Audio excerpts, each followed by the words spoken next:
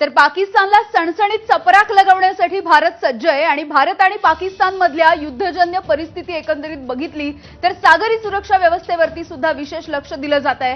Coast गार्डची गस्त देखील या भागामध्ये वाढवण्यात आलेली आहे आणि इथला आढावा सुद्धा आमच्या प्रतिनिधींनी घेतलाय, आपण पाहूया।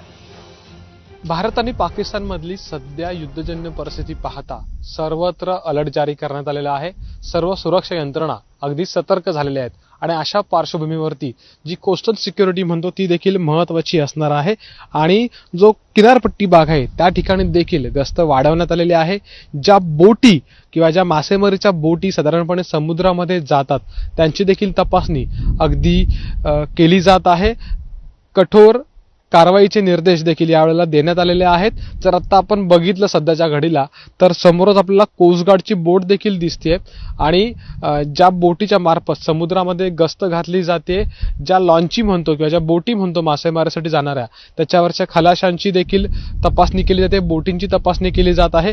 एकंदरीत या बोटींमधून अर्थात या बोटी भर समुद्रामध्ये जातात आणि या बोटींमधून कोणत्याही प्रकारचा धोका या किनारपट्टीला किंवा किनारपट्टी भागामध्ये होऊ नये यासाठीची खबरदारी घेतली जात आहे।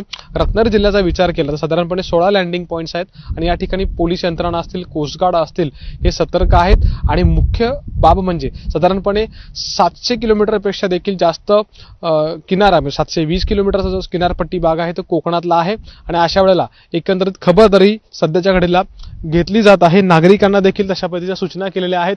कोस्ट गार्ड, पोलीस यंत्रणा, जिल्हा प्रशासन सर्व अलर्ट मोडवरती आहेत। कॅमेरामॅन महबूब शेख सह अमोल मोरे, एबीपी माझा, रत्नागिरी। आणि यामिनी भारतानं खोलवर घुसून पाकिस्तानला त्यांच्या देशामध्ये जाऊन कानफडात द्यायला सुरुवात केल्यानंतर, दणका द्यायला सुरुवात केल्यानंतर पाकिस्तान घाबरलेला आहे।